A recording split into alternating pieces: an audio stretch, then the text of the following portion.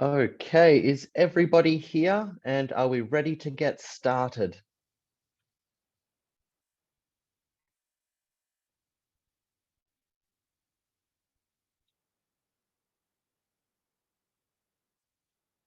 I shall take that as a yes.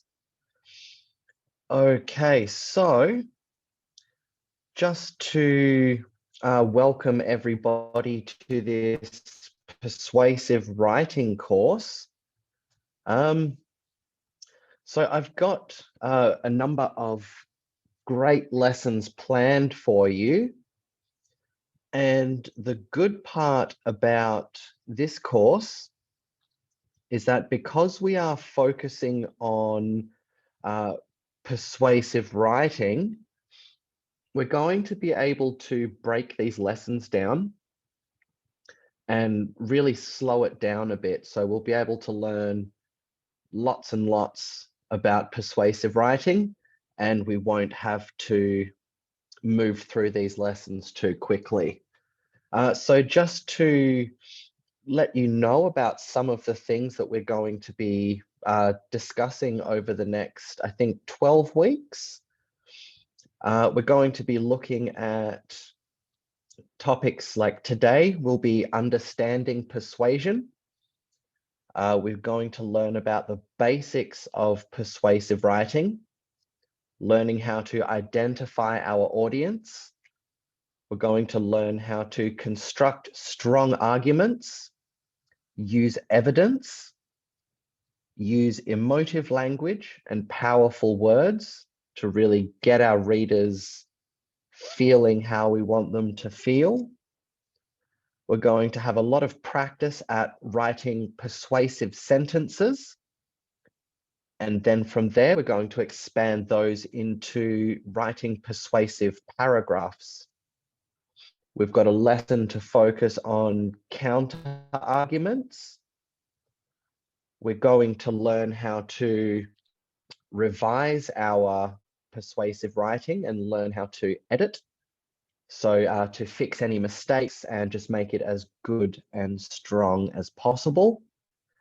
And then we're going to draft a persuasive letter and we're going to write that persuasive letter.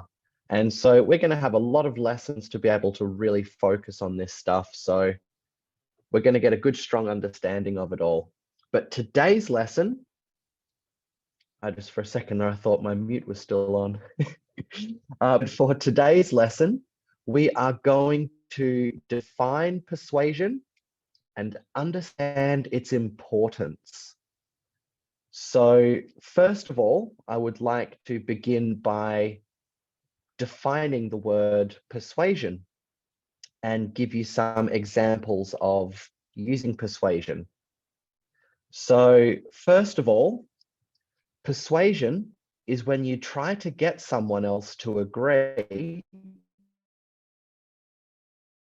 with your ideas or to do it. So some everyday examples might be, let's say you really want a pet puppy dog.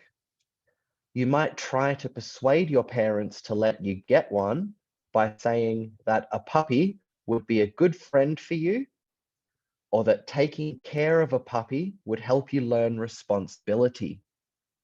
So see how in that example, I pointed out the good things that can happen if I was to get that puppy. Or another example is if you're at a friend's house and they want to play a video game, but you want to play a board game, you might try to persuade them by saying the board game is really fun, or it's a beautiful day outside and you could play it in the garden. So providing good reasons to people for wanting to do something, that is really what persuasion is all about. One more example is if you just read a great book and you want your friend to read it too, you might try to persuade them by telling them about the exciting parts of the story or how much you think they might like the main character. So in all of these examples, like I said, it's just pointing out the good things about something you want somebody to do. So now I'm going to throw it over to you guys. It's your turn. Can you think of any examples of persuasion that you have either used or that somebody else has said to you? Can you think of any examples?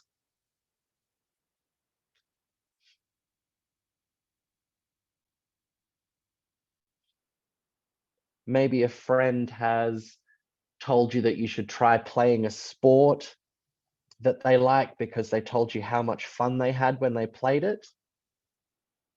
Yes, Stella, what's your example? So like when my friend comes to my house, like last Sunday or sometimes, she always invite me to draw. But one time when I didn't want to draw, I want to read books instead. I told her like this book contains a lot of good stuff, and the main character is very good too. So that's why she agreed with me. So we read books. Fantastic. You managed to persuade your friend to read some books with you. Very good, Stella. Can anybody else think of an example of some persuasion in their lives?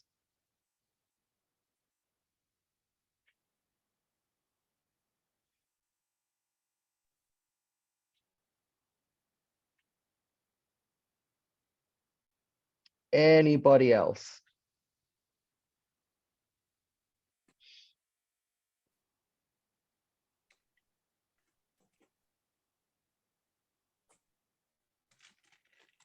Không đi làm à? Okay, then. So if no one else has an example, we'll move on to the next part of the next part of the lesson, which is we're going to have a a few scenarios or a few situations where you can you get the chance to try and think of some persuasive arguments to use. So here.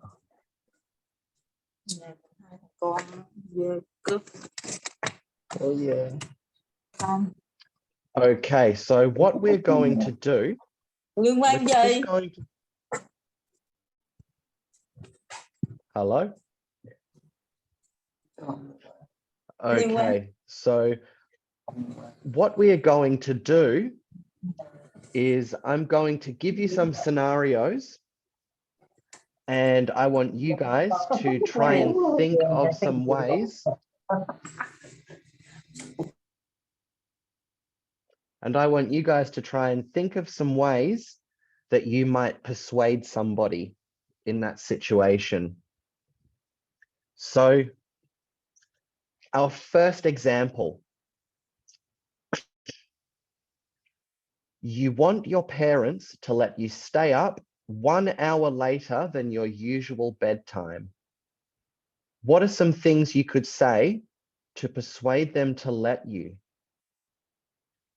So if you have any ideas, just raise your hand and I'll invite you to speak. So let's get our thinking caps on, guys. I want to hear as many possible answers as possible. So you want your parents to let you stay up 1 hour later than your usual bedtime. How would you persuade them to let you?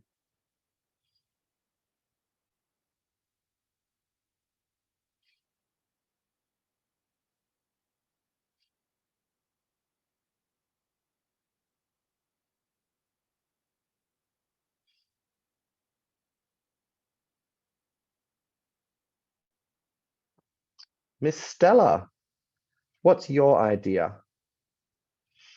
I think if I want my parents to give me like to let me stay up like 1 hour before my sleep, I would tell them like if I sleep too early, it was really hard for me to sleep early. It was like I would be wide awake, and it will avoid me from reading books in the night with the lights up because sometimes when Okay, I so haven't.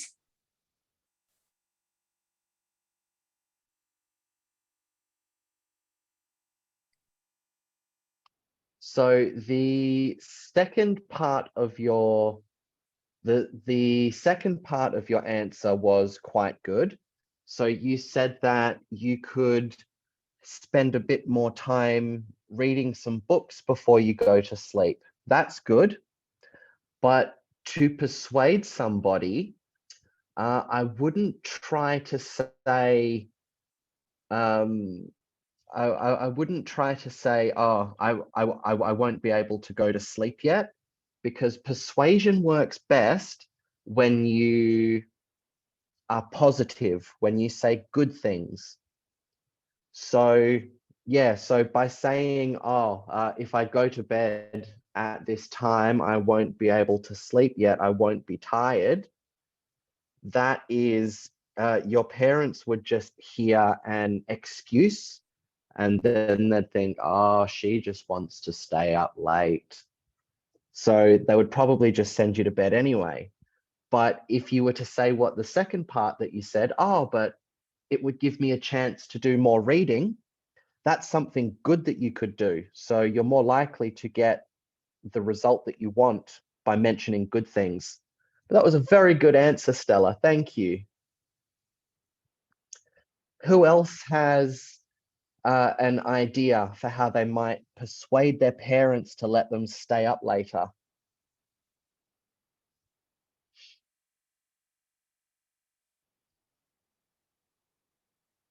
We've got about another 15 minutes on this topic, so it's going to go a lot better if we all start contributing. Who has an idea?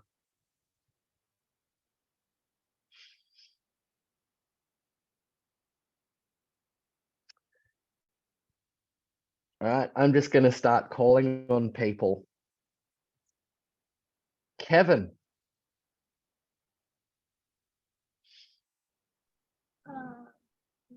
What?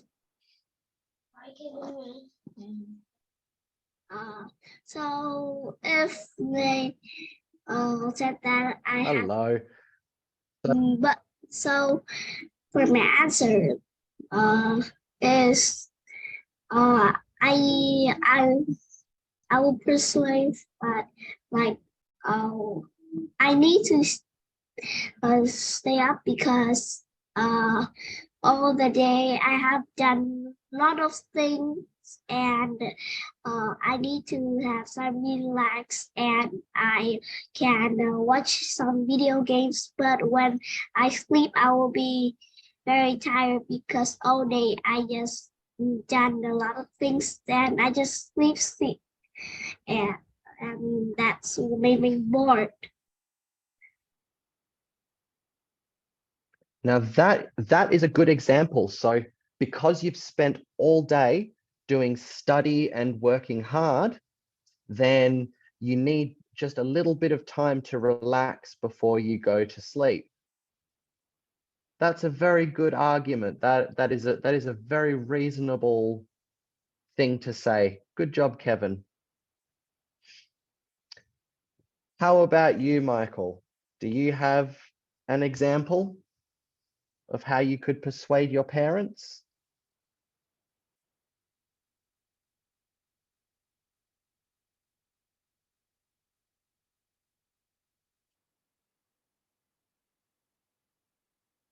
I'll come back to you shortly. All right, Bona Trang. Whoop. Sorry, I meant to click ask to unmute. So it depends. So Do you have an example? yes, is if my parents give me 1 hour sleep, that means like I will play board games with my mom and my sister for like 30 minutes. And after 30 minutes, I read some comic books, but like the nice book for like 30 minutes. The reason the parents give me 1 hour sleep because, example, I go sleep at 10 o'clock. So 10 o'clock, I didn't very tired or sleepy. Then if the parents give me 1 hour so late sleep, that means I'm very tired and very sleepy. Very good. So you would ask for that extra hour to play some board games with your family and then read some comic books to relax to go to bed. That's good. Thank you very much. Okay. Jin, do you have, whoop, he went away. Let's change. Conan, do you have an example? Yes, I do. I will ask Fantastic. Let's hear it. mom like, Mom, can I stay up late so that I can do the activity? For it depends on how long the activity is, and I think the activity is about 1 hour. I will ask Mom that can I do it? Your microphone is very hard to hear. I can't hear what you're saying.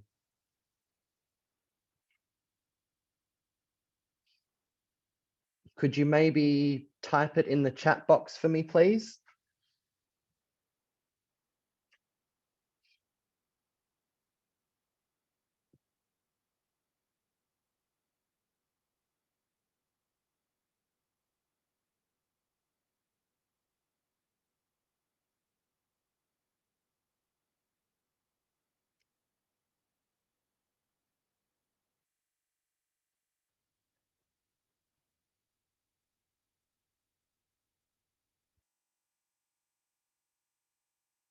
Okay, while Conan is typing up his answer, I'll give you a few possible examples, and then we'll move on to our next situation.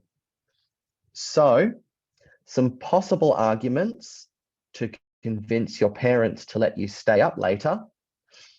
You could express how you've been managing your time well and finishing your homework efficiently, which is quite similar to an answer that we got before, where you need some time to relax after working hard all day. Oop, Conan has an answer. I will ask my mum, can I make the activities and my homework? And I will read books after that. It will take 1 hour. So Conan would like to spend an hour reading before he goes to bed and use that time to relax while he reads. Good job, Conan. Thank you. Another possible answer, you could bring up that, you could say that staying up later could allow you to read more or pursue a hobby. So very good, guys. You all have similar answers to these. And you could promise to still get up on time in the morning and not let the later bedtime affect your schoolwork. So there you go, guys. I think all of those possible answers you all gave. Well done. We'll try one more scenario. And this one will be, you believe that your school cafeteria should serve a new type of dessert. How would you convince the school staff?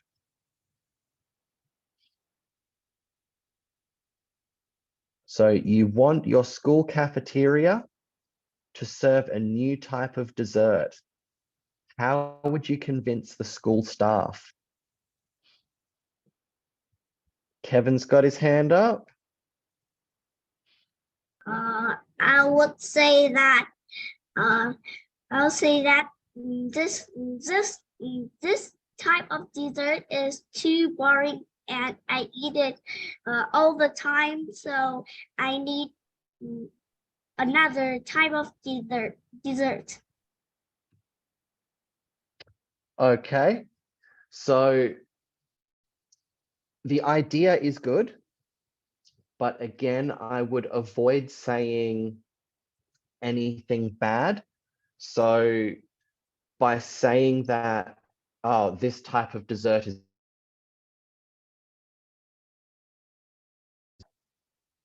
because you're saying that the current dessert is boring, the school staff might get a bit, no, he said it's boring, we're not going to change it.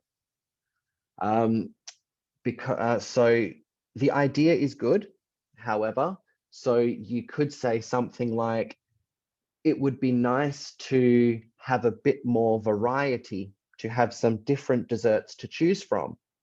So because you're saying it in a nice way, people are more likely to agree with you. But good idea, Kevin. That was a good idea. Does anyone else have an example? Miss Stella, what's your idea to persuade the school staff? If I eat too many of them, they are still nice, but I think they should give more different desserts so the other children can choose, not eating only one, because if they eat only one type, even though it's delicious, they still like it, but it will affect their favorites, like another children like this, but the cafeteria only have this, and the children wouldn't eat the dessert, maybe they skip dessert. I understand that. So more variety would be a good thing. I understand that. And Bona Trang has an idea. What would you like to suggest? So I suggest that I'll try to convince that cafeteria needs more dessert, because the reason I try and convince the cafeteria to get more desserts is every school I see people there has a plate like this.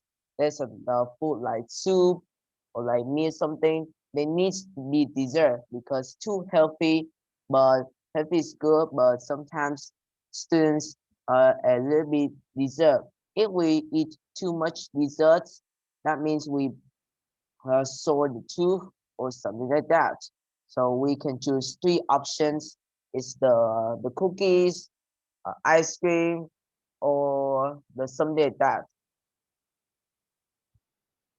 Good idea. So making some suggestions to the school to suggest which kinds of desserts you and other students might like can be a good idea, because you are doing a lot of the hard work for the cafeteria staff, so you save them having to think of things to put on the menu, and it makes the job easier. That can be a good tactic as well. Good job. So Ken or Jin, do either of you have an idea you'd like to present to the class?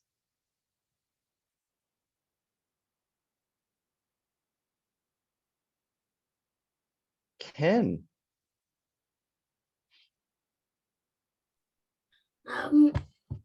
I think that school needs to add more dessert for students to choose the things that they like, because sometimes they don't like yogurt, but school just have yogurt, so they need to eat yogurt. And they also needs to put some bread too, because I think that nearly only students like bread. Thank you very much, Ken. So something that Ken said was very interesting in that he said the school should put more desserts that the students like in the cafeteria. So that actually matches up to one of my arguments that I wrote down here. So I'll read you out some of my examples, and then we'll move on to the next part. But very good job by everybody. We got some very good ideas. We got some very good ideas coming out. So some other possible arguments you could make.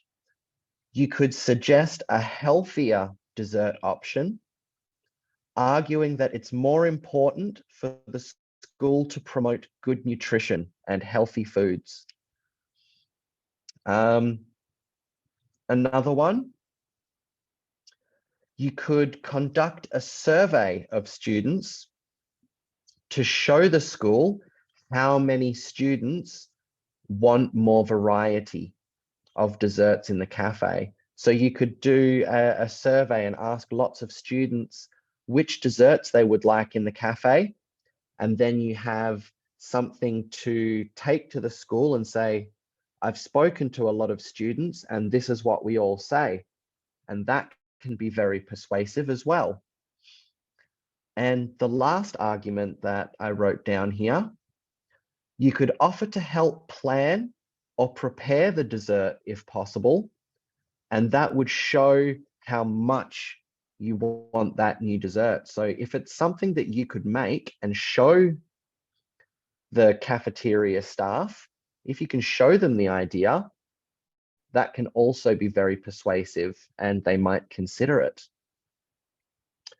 So do we understand the idea of persuasion after talking about that?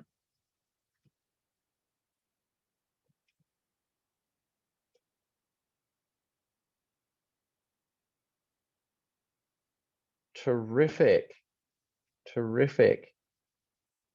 Stella, maybe. So just to go over the definition again. Where's my definition here? I've got so many documents. So persuasion is when you try to get somebody else to agree with your ideas, or you try to get someone to do something you want them to do by giving them good reasons to do so. So like those examples that we all discussed and the examples that I mentioned, all of the ideas were good, like positive. It wasn't putting the other idea down. It was telling them how good your idea is. That's what persuasion is, by telling somebody how good your idea is to make them want to do it. Okay, so for this next part of our lesson, I've got a video prepared. I figured out how to play sound through my tablet. So I'm going to play you a video, and this video is about persuasive techniques. So more specifically, this video is about writing techniques for persuasion. So I'm going to play this video, and then we're going to have a chat about the video.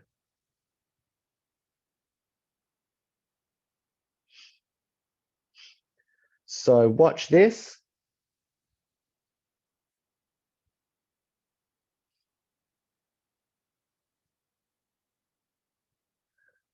Let's hope these captions are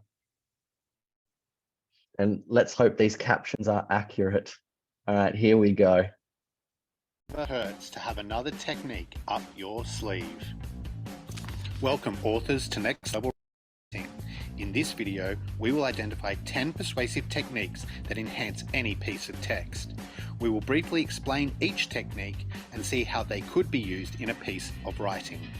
Before we begin, please take a moment to hit that like button and subscribe to the channel, and also to check out the Next Level Writing website. The link is in the video description below. A huge shout out to my friend Mr. Jurek and his Year 4 class at St. Anthony's. Thanks for the video request and for supporting the channel. Good luck with your writing. Now it's technique time. Persuasive techniques emphasize different points within a text. Using a wide range of techniques will make your writing more engaging and more persuasive. As we look at each technique, examples of the technique will be provided that have been taken from a persuasive entitled "Sharks Should Be Protected." Number 10, alliteration. Alliteration is the repeating of sound at the start of words. This technique is useful because the repetition of sound will increase the chance that the reader will remember the point. For our shark example, here is a sentence that has two uses of alliteration. Shark struggling and alleviate its agony are perfect examples of how alliteration can be integrated into your work. Number 9.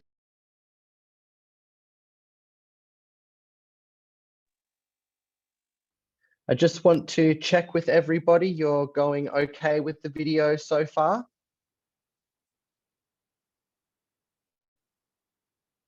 It's not too fast. You're understanding what he's talking about? Terrific. Okay, back to the video. I'm just going to let it play from here on out. And then we're going to have a discussion about it. So make sure that you're taking as many notes as you can while the video is playing. So we have lots of things to talk about.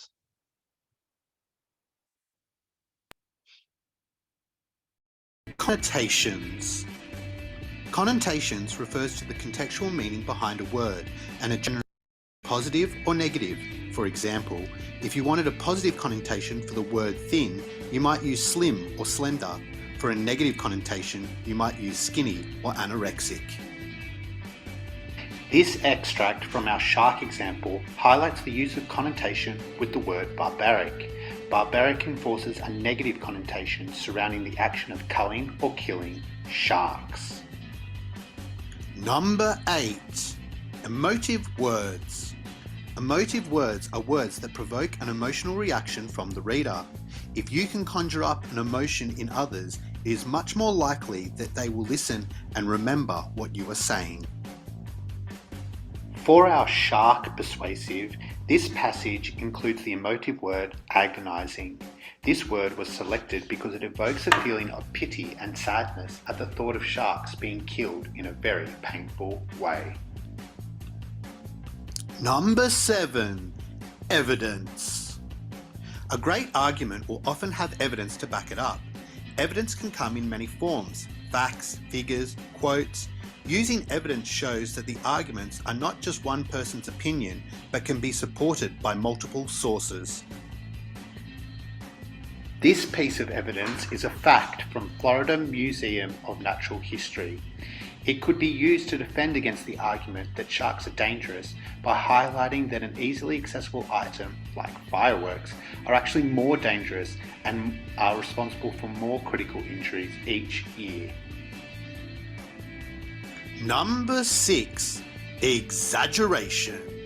Authors often exaggerate or overstate something to help persuade readers of their point of view. Exaggeration can make your argument seem more important, but beware. If you use too much exaggeration, you may start losing credibility. In this example, exaggeration is incorporated through the use of the word millions. Millions is used to describe the number of reasons from experts. While there might not be millions of reasons, it will make the reader believe that there are a number of reasons, and therefore the argument has a high level of validity. Number 5. Imagery. Descriptive writing can be a powerful persuasive technique. Describing something vividly can help direct the reader to understand a point or argument more effectively. When researching our example, we came to the conclusion that there might be some people who fear sharks. It is therefore our responsibility as an author to counteract that fear by describing the shark in a less threatening way.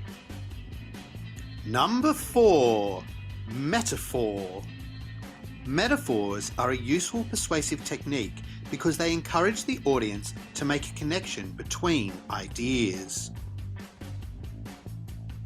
In our example about protecting sharks, this metaphor was used. It highlights the connection between sharks and the ecosystem of the ocean. By referring to the ecosystem as a delicate web, the author is encouraging the reader to picture what would happen if one of the threads from the web was removed. Number 3. Repetition. The repetition of words, phrases, or ideas can be used to reinforce an argument and drive home a message to the reader. In our example, the word fewer is repeated 3 times. Fewer human deaths, fewer shark deaths, and fewer unnecessary interventions. By using this word 3 times, it is emphasized that nowadays technological advancements could result in fewer problems that currently exist with sharks today. Number 2. Rhetorical questions. Rhetorical questions are questions where the answer is so obvious that it does not need to be answered. This technique involves the reader and can lead them to a particular conclusion. And here is an example of a rhetorical question. It is a rhetorical question because we know the answer. No one really wants sharks to go extinct, so the answer to the question is an automatic no. Number 1. Tone. The final persuasive technique is tone. Checking the tone throughout the text can help evaluate whether you have maintained focus or whether you have included parts that don't quite fit. These 5 examples may help you discover what tone you have created for your writing. And there you have it. Top 10 persuasive techniques to use in your persuasive writing. Remember to hit that like button and subscribe to the channel and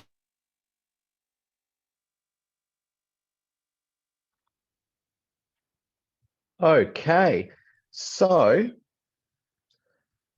how did you guys go with the rest of that video? Did you manage to take plenty of notes?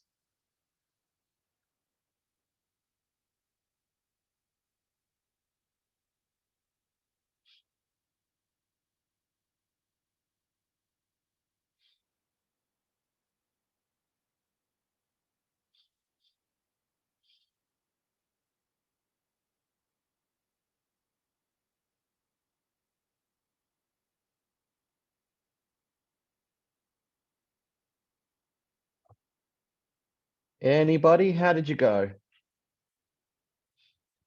Just put a message in the chat box and just let me know how you went with that video.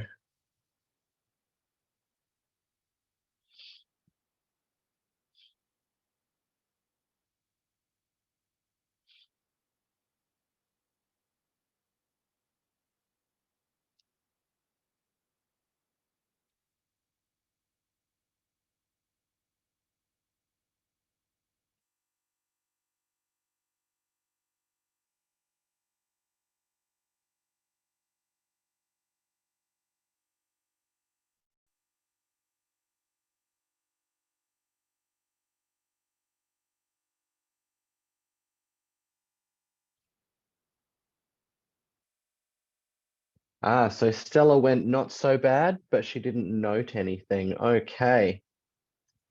How about other people? How did you go with the video? Did you understand what they were talking about? Did not note, no worries. All right, but that's good that you understood the video at least. Now, what I would like to do, terrific. So basically you all understood the video, but didn't take any notes. Okay.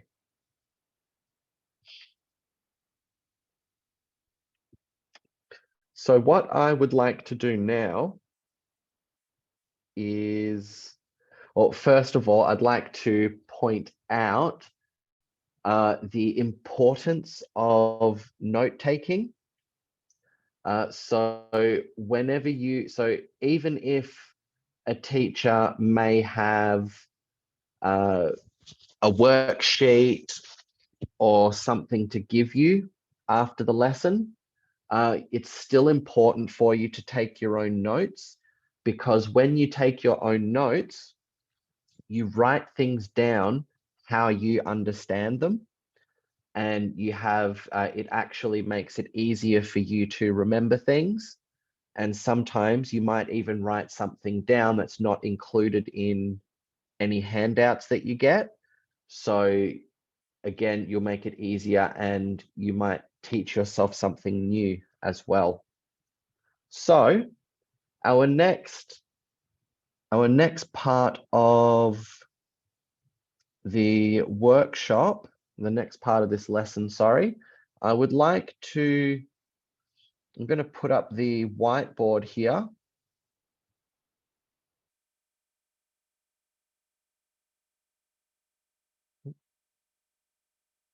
I'll make that bigger. No, not screen.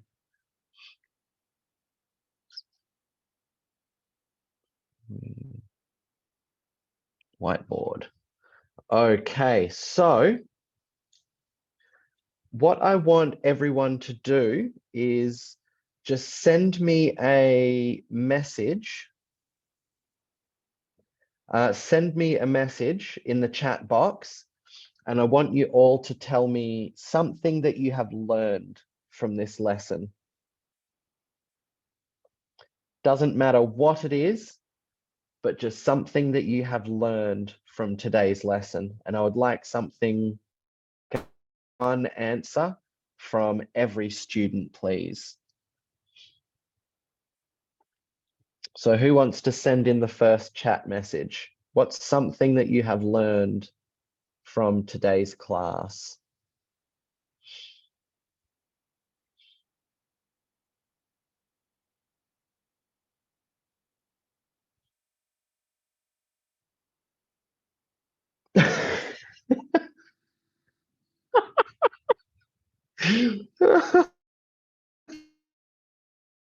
Like that answer, Stella. We should not kill sharks. That's a good answer.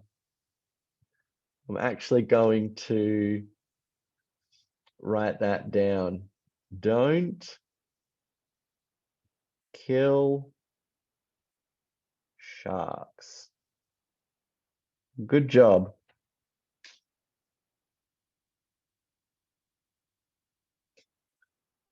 Okay.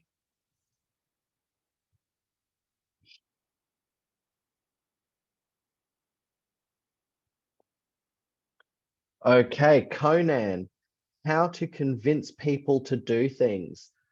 Good answer, but what is the best way to convince people to do things? What did we discuss was the best way to convince people to do things?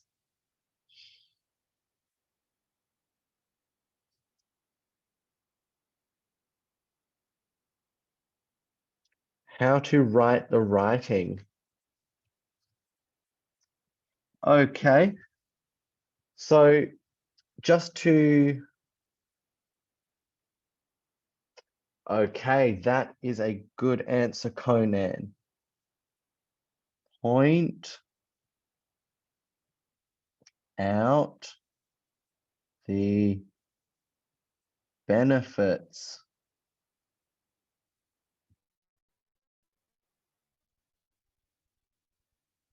The benefits are the good things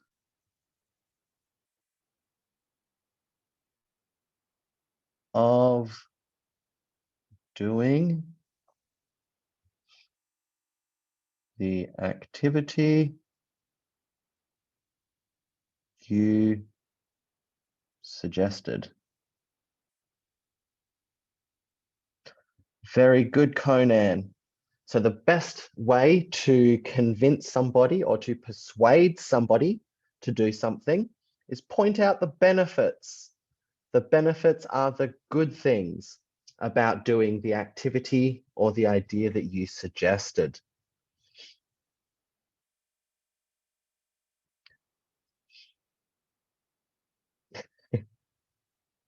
I like Bone Trang's idea. You learnt about the top 10 persuasive techniques to protect some sharks. Can you give me any of those ideas? Give me one of those techniques that you remember.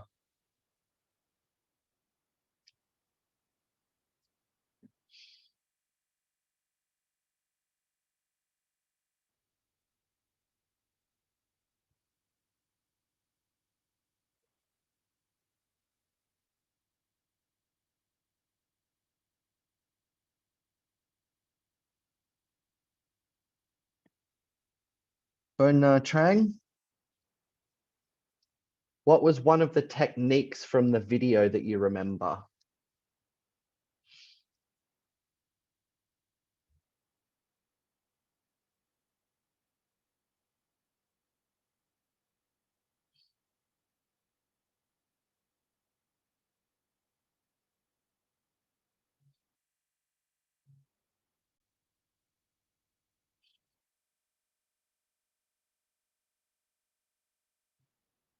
Hello? Anybody? Can you remember any of the techniques from the video that we watched?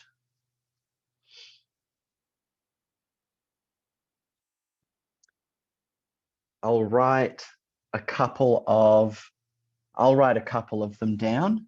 So there was repetition.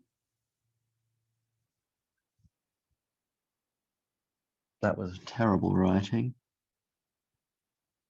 Repetition.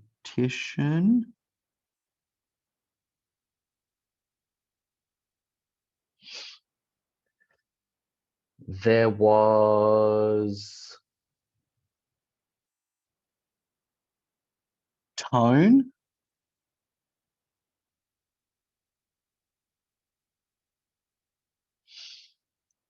Who can give me another one?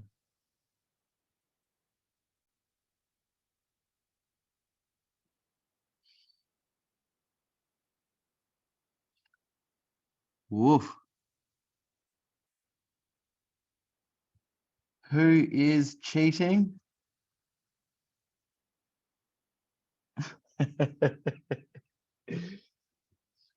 Now, in a situation like this, in this situation, it's not counted as cheating because this isn't a test.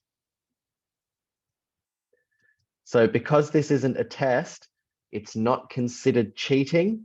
It's considered research, which is very important. So if you don't know or can't remember something in a situation like this, then it's good to do research to find out your answers. However, if this was a test or an exam and that was happening, then yes, that would be cheating. But right now, it's just research, so don't worry about it this time. That is very true, Bo. Sharks do play a crucial role in a healthy ocean ecosystem. But that's not what we're talking about right now. I need you to think about persuasive techniques. Does anybody else have a persuasive technique to add to the list here?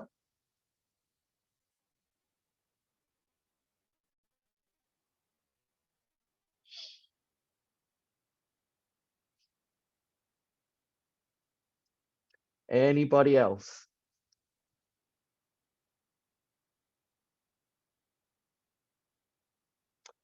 I'm going to add one more to the list.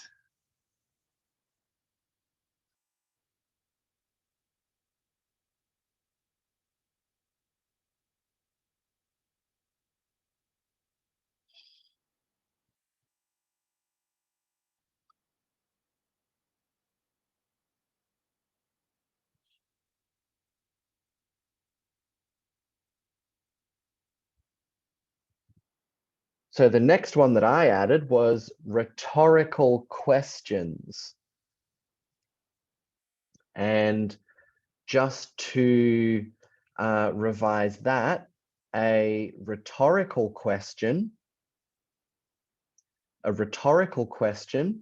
is a question that is asked to make the reader think about what you're asking them.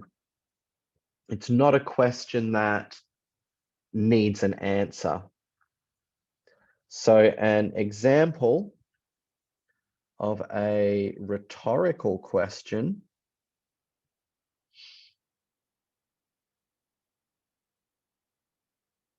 I don't know if you guys can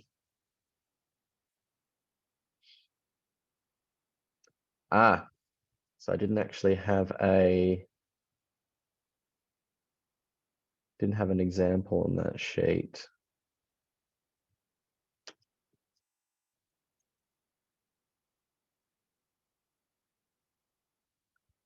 So if we search up an example of rhetorical questions, oops.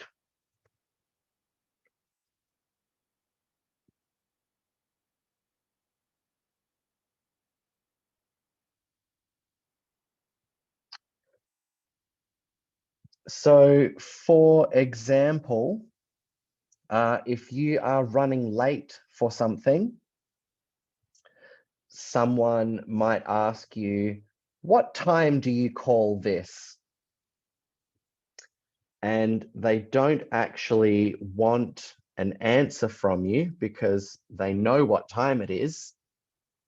They were the ones that just, they were the ones that knew the time to ask you that question, but they want you to think about the fact that you're late, and they want you to think about the time that it is compared to the time that you were supposed to be there.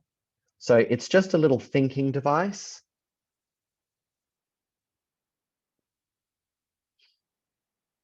Okay. So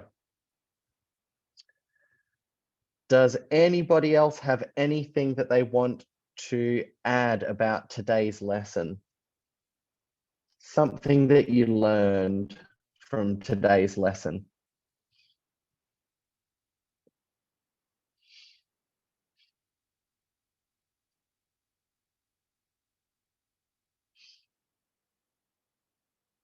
Okay, so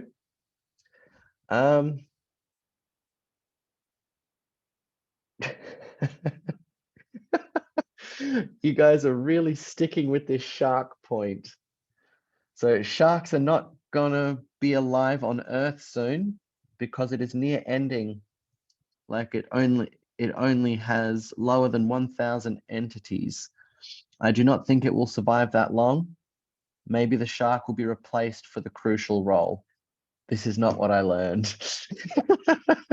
Well, thank you very much for that, Conan. That was very informative. Okay, so just to go over the stuff that we learned, you guys and you're talking about sharks. Okay, so just to go over the stuff that we covered today.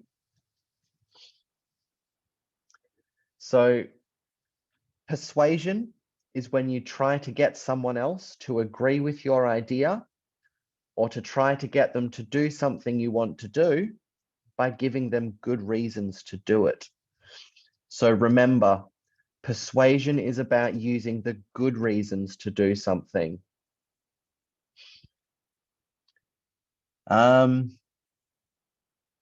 We had a nice little group discussion where we gave persuasive arguments to do things in different scenarios. Some of those things that we talked about were, how would you persuade your parents to let you stay up 1 hour later? And you guys gave some good arguments for that. And the other topic that we talked about was, how would you convince your school cafeteria to put a new dessert on the menu? And you guys had some very good answers for that as well. We watched the video of, I'm scared to know what you guys are laughing about. We also watched a video. We watched a video about 10 of the best persuasive techniques to use. And then all we talked about was sharks. So overall, you guys did a fantastic job today. Some of this stuff might have been new to you, or some of you might have attended my persuasive writing workshop that was on Sunday or Monday night. Can't even remember what night it was, but yeah. But for most of you, I imagine this was probably new stuff. And next lesson, Mona Lisa.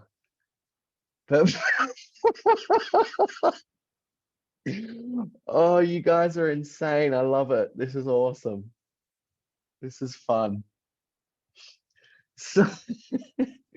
So just to let you know the sort of topics that we will be talking about in our next lesson. We are going to, I've got it written here.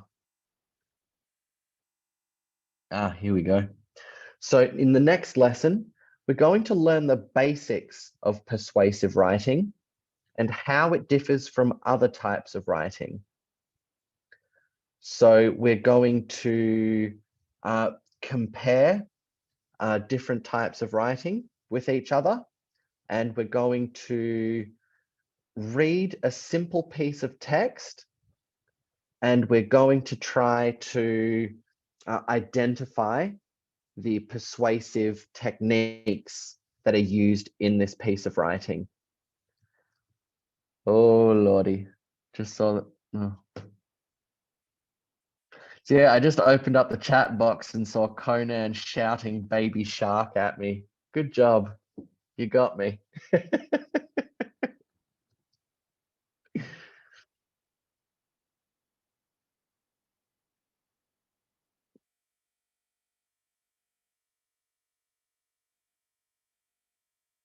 Who is Zooey Mama? I've never heard of that before.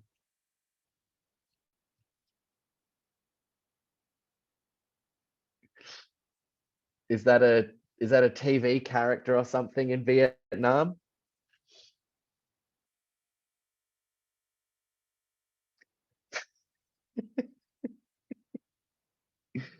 I'm gonna have a look at this now.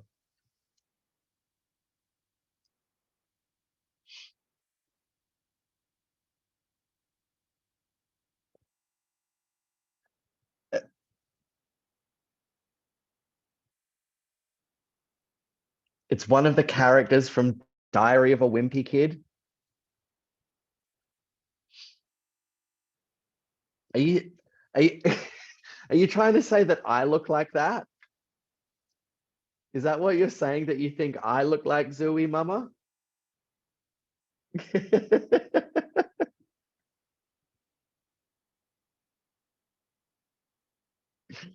Oh, bless. Oh.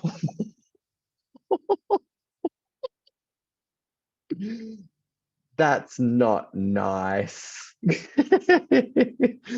Okay, guys, you have done fantastic today.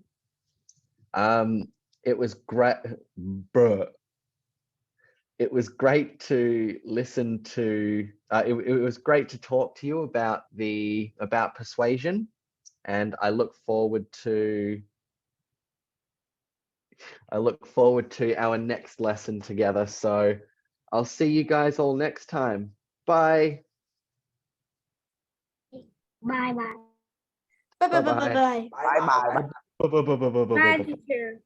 Bye bye, Bye-bye. teacher. Bye, teacher. Goodbye, everybody. Bye bye bye, teacher. Bye bye bye bye bye. Bye bye bye bye bye. Rồi.